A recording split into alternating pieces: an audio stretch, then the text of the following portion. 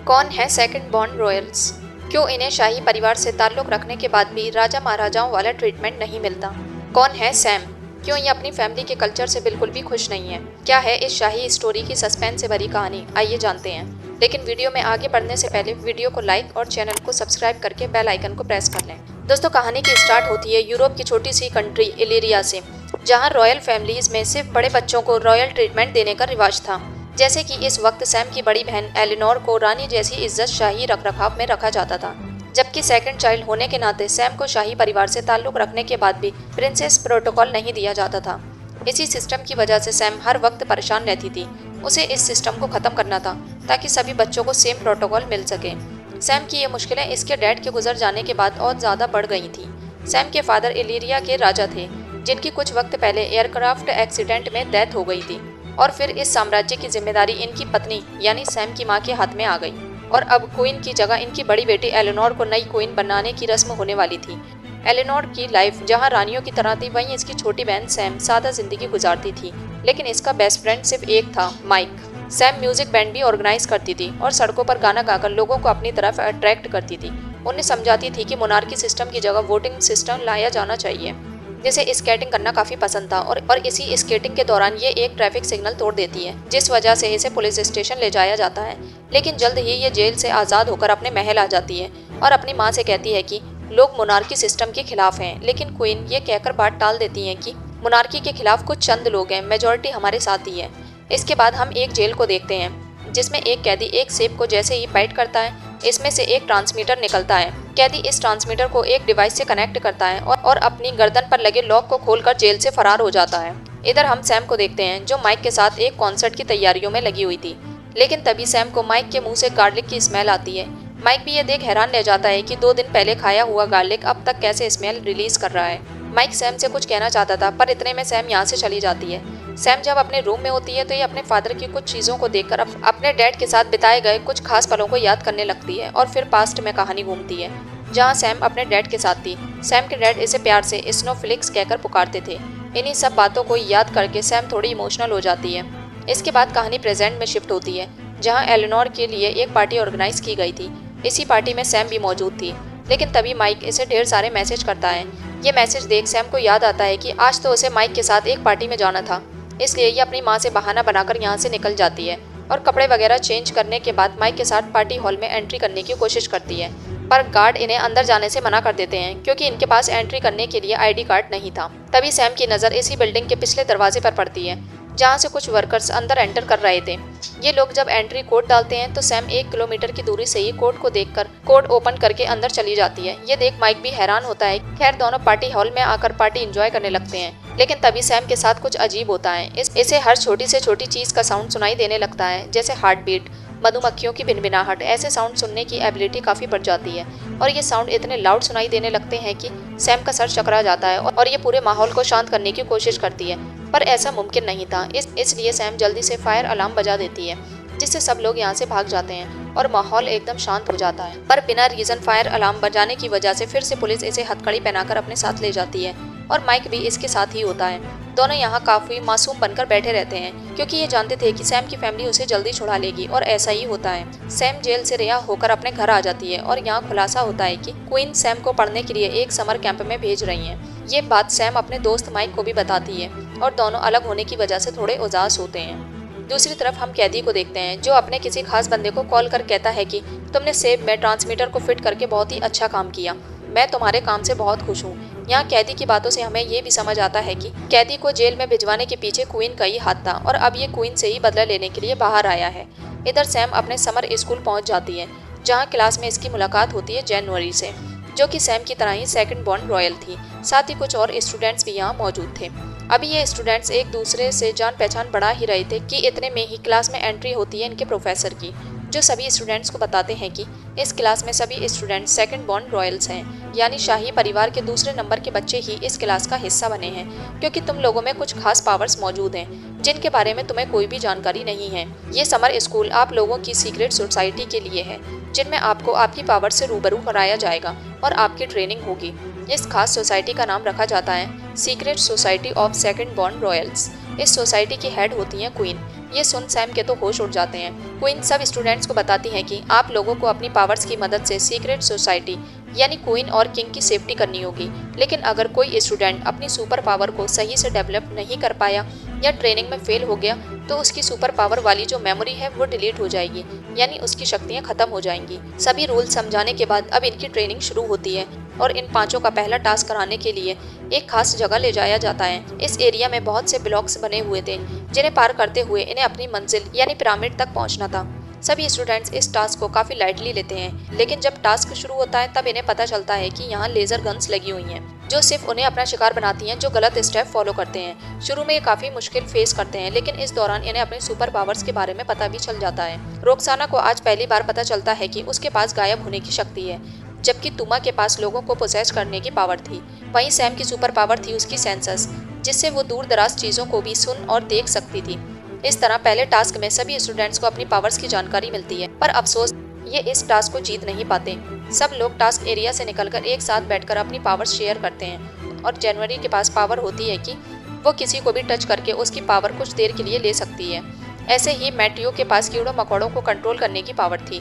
अब professor in students की अलग अलग पावर्स को जानने के बाद इन्हें इन्हीं के अकॉर्डिंग ट्रेनिंग देते हैं। जैसे प्रोफेसर सैम को एक ऐसी जगह पर लेकर जाते हैं जहाँ बहुत सारे स्पीकर्स लगे हुए थे और सभी स्पीकर्स अलग अलग साउंड रिलीज कर रहे थे। इन्हीं स्पीकर की लाउड आवाज के बीच सैम को अपनी हियरिंग सेंस पर कंट्रोल बनाकर रखना था और इनमें से सिर्फ इसे एक ही इम्पोर्टेंट साउंड पहचानना था। इसके बाद प्रोफेसर तुमा को एक डॉग के पास लेकर जाते हैं ताकि ये डॉग को कंट्रोल करके उसे एक वेल ट्रेन डॉग में बदल सके, क्योंकि तुमा के पास लोगों को पोसेस्ड करने की शक्ति थी। इधर रोक्साना को हर्ष मौसम में अपनी पावर्स को बाहर निकालने की ट्रेनिंग दी जाती है ताकि वो किसी भी मुश्किल में अपनी पावर का यूज करके खुद को गायब कर सके। वहीं मैटियो कीड़ों को अपने कंट्रोल में करने की कोशिश में लगा हुआ था। इसके अलावा जो जनवरी थी जो किसी को भी टच करके उसकी पावर ले सकती थी, उसे प्रोफेसर एक पूल के पास लेकर जाते हैं और इसे टास्क दिया जाता है कि उसे अपनी पावर का इस्तेमाल करके इस लड़की की तरह पानी में सांस लेने की आदत डालनी होगी। इस तरह प्रोफेसर सब स्टूडेंट्स को उनकी पावर के मुताबिक अलग अलग ट्रेनिंग देते हैं और फिर जब सब लोग साथ बैठकर लंच कर रहे होते हैं तो प्रोफेसर यहाँ भी इनका एक छोटा सा टेस्ट लेते हैं। प्रोफेसर सैम का टेस्ट लेने के लिए उसे खराब खाना देते हैं ताकि वो अपनी स्मेल सेंसेस को यूज करके खराब और अच्छे खाने में फर्क करना सीख सके। इसके बाद सैम अपनी माँ के पास जाती है जहाँ क्वीन सैम को कुछ ट्रिक्स बताती हैं जिनकी मदद से सुपर पावर्स को कंट्रोल में रखा जा सकता था। कुछ समय में सभी स्टूडेंट्स अपनी अपनी पावर्स को यूज करना सीख जाते हैं सिवाय रोक्साना के। प्रोफेसर भी ये देख काफी परेशान होते हैं क्योंकि रोक्साना अपनी इनविजिबल होने की पावर को ठीक से इस्तेमाल नहीं कर पा रही थी। इसके बाद प्रोफेसर सैम का टेस्ट लेते हैं और इसके सेंसेस को जांचने के लिए एक ही टाइम में कई सारे साउंड रिलीज किए जाते हैं और सैम पावर का सही इस्तेमाल कर इनमें से हर एक साउंड को अलग अलग पहचान जाती है कि साउंड कहाँ से आ रहा है। इस तरह सैम टेस्ट में पास हो जाती है। मैट्यू भी अपने टेस्ट में पास हो जाता है क्योंकि अब ये बीस्ट को कंट्रोल करने में एक्सपर्ट हो गया था। तुमा ने डॉग को बहुत ही शानदार तरीके से ट्रेंड कर अपने कंट्रोल में ले लिया था। इधर जनवरी भी अब पानी में सांस लेने के काबिल हो चुकी थी। सिर्फ रोक्साना ही टेस्ट में पास नहीं होती, इसलिए प्रोफेसर इसे डराते हुए कहते हैं कि अगर तुमने इस टेस्ट को पास नहीं किया तो मैं तुम्हारा विदाउट मेकअप वाला ये लुक अपलोड कर दूंगा। रोक्साना अपने फैंस के सामने इस तरह के बिखरे हुए लुक में नहीं आना चाहती थी। जैसे ही प्रोफेसर इसकी वीडियो बनाने के लिए मोबाइल आगे करते हैं, रोक्साना यहाँ से गायब हो जाती है, यानी डर कर ही सही, लेकिन रोक्साना भी अपनी सुपर पावर में माहिर हो गई थी। सभी स्टूडेंट्स अब अपनी अपनी पावर में एक्सपर्ट हो चुके थे। इनके अलावा भी प्रोफेसर इन्हें कई और ट्रेनिंग देते हैं। रात में जब सब लोग सो रहे होते हैं तो सैम माइक को मैसेज करती है और उसके साथ एक कॉन्सर्ट में जाने का फैसला करती है, लेकिन इससे पहले कि सैम यहाँ से जा पाती, इतने में प्रोफेसर यहाँ आ जाते हैं और इन्हें बताते हैं कि अब वक्त आ चुका है कि तुम लोग अपनी पावर्स का इस्तेमाल करके अपनी रिस्पॉन्सिबिलिटी निभाओ। प्रोफेसर इन्हें पहला मिशन देते हैं जिसमें इन्हें ज्वेलरी को चोरी होने से बचाना था। कुछ ही देर में ये लोग उस लोकेशन पर पहुंच जाते हैं और सैम अपनी हियरिंग सेंसेस का इस्तेमाल कर ये जानती है कि चोर किस डायरेक्शन से आ रहा है। जल्दी ये लोग आहट को फॉलो करते हुए उस तक पहुँच जाते हैं और यहाँ खुलासा होता है कि ये चोर नहीं बल्कि जनवरी की कोच थी जिसने इसे पानी में सांस लेने की ट्रेनिंग दी थी। जब ये लोग वापस आकर देखते हैं तो सोना गायब हो चुका होता है, यानी इन्हें एक जाल में फंसाकर सोना चुराया गया था। प्रोफेसर को जब इस बात का पता चलता है तो वो बहुत ज़्यादा गुस्सा करते हैं और इनकी अगले दिन की ट्रेनिंग भी कैंसिल कर दी जाती है। सैम माइक को कॉल कर कहती है कि आज मैं कॉन्सर्ट में नहीं जा पाऊंगी। अगले दिन जब सब लोग फ्री होते हैं तो ये एक बीच पर जाते हैं। और फिर सैम जनवरी को अपने पैलेस के एक खास हिस्से में लेकर जाती है जहां म्यूजिक का सारा सामान मौजूद था और इस स्टूडियो को सैम के फादर ने उसके लिए खास बनवाया था। इतने में यहाँ माइक आ जाता है और उसे ये देख काफी बुरा लगता है कि सैम जनवरी के साथ यहाँ एंजॉय कर रही है जबकि वो उसके साथ कॉन्सर्ट में नहीं गई। इस बात से गुस्सा होकर माइक यहाँ से चला जाता है और फिर तभी कैदी यहाँ आकर जनवरी और सैम पर अटैक कर देता है। इस कैदी के पास भी कुछ खास पावर्स थी जिनका इस्तेमाल करके ये एक हाथ से जनवरी का गला पकड़कर ऊपर उठाने लगता है जबकि दूसरे हाथ से सैम को कंट्रोल करता है। लेकिन जल्द ही दोनों इसके चंगुल से आज़ाद हो जाती हैं और इतने में प्रोफेसर भी यहाँ आ जाते हैं। कैदी जाते वक्त सैम को स्नोफ्लिक्स कहता है। ये नाम सुन सैम शॉक्ड रह जाती है क्योंकि इस नाम से सिर्फ उसके फादर ही उसे बुलाते थे। सच्चाई जानने के लिए सैम कैदी का पीछा करने का फैसला करती है और प्रोफेसर के रोकने के बावजूद कैदी के पीछे चली जाती है। जंगल में सैम और कैदी का आमना सामना होता है और इतने में प्रोफेसर भी सैम को बचाने यहाँ आ जाते हैं। प्रोफेसर अपनी पावर का इस्तेमाल कर अपनी जैसी कई बॉडीज बना लेते हैं और कैदी के साथ फाइट करते हैं। इस सब में प्रोफेसर को काफ़ी चोट आती है और फिर इन्हें जल्दी से हॉस्पिटल में शिफ्ट कराया जाता है। इसके बाद क्वीन सैम को बताती है कि वो कैदी उसी के अंकल हैं जिसे क्वीन ने ही जेल में भिजवाया था क्योंकि सैम के डैड की मौत के पीछे उनके भाई यानी सैम के अंकल का ही हाथ था। ये सब अंकल ने इसलिए किया था ताकि वो खुद राजा बन सके। सैम सच जानने के लिए अपने अंकल से मिलने जाती है जहाँ अंकल बताते हैं कि मैंने अपने भाई को इसलिए मारा ताकि मैं इस शाही निज़ाम को ख़त्म कर सकूं। शाही परिवार के सभी बच्चों को एक जैसा ट्रीट किया जाए, लेकिन तुम्हारे फादर ने इस सिस्टम को ख़त्म नहीं किया तो मुझे उन्हें ही ख़त्म करना पड़ा। इसके बाद सैम अपनी बहन से मिलकर उसे ये सब कुछ बताती है और बहन इसे यकीन दिलाती है कि मैं क्वीन बनने के बाद इस सिस्टम को ख़त्म कर दूंगी। अब सैम के सभी साथी सिस्टर के क्वीन सेरेमनी की सुरक्षा की जिम्मेदारी आपस में बांट लेते हैं। सेरेमनी का दिन भी आ जाता है लेकिन तभी तूमा को एहसास होता है कि उसकी पोजेस्ड करने की पावर काम नहीं कर रही है क्योंकि इसकी पावर्स को जनवरी ने चुरा लिया था, जिसकी मदद से ये जेल के गार्ड को पोसेस्ड कर सैम के अंकल को जेल से बाहर निकाल लाती है। यहाँ खुलासा होता है कि जनवरी शुरुआत से ही अंकल के साथ मिली हुई थी और सेब में ट्रांसमीटर भेजने वाली भी जनवरी ही थी। जनवरी ने दूसरे स्टूडेंट्स को भी पोसेस्ड करके सेल में बंद कर दिया था, सिर्फ सैम ही बाहर थी। इसलिए मैटियो इंसेक्ट के जरिए सैम को जनवरी की हकीकत बताता है और सैम जल्द ही अपनी पावर से अंकल का पता लगा लेती है। इधर महल के अंदर एलेनोर को रानी बनाने की सेरेमनी चल रही थी जबकि बाहर अंकल सभी रॉयल फैमिलीज के बच्चों को मारने का इंतजाम कर चुके थे और इसके लिए एक खास डिवाइस मौजूद थी जिससे एक ही बार में सभी रॉयल्स बच्चों को खत्म किया जा सकता था। सैम मदद के लिए माइक के घर जाती है। पहले तो माइक गुस्से में दरवाजा नहीं खोलता पर फिर सैम की मदद करने आ जाता है। सैम चालाकी से जनवरी को एक जगह बुलाती है और जनवरी कहती है कि मैं तुम्हारी बहन की जगह क्वीन बनना चाहती हूँ और तुम्हारे अंकल के साथ मिली हुई हूँ। इतने में माइक ऊपर से एक बड़ा सा ब्लॉक गिराकर जनवरी को बेहोश कर देता है।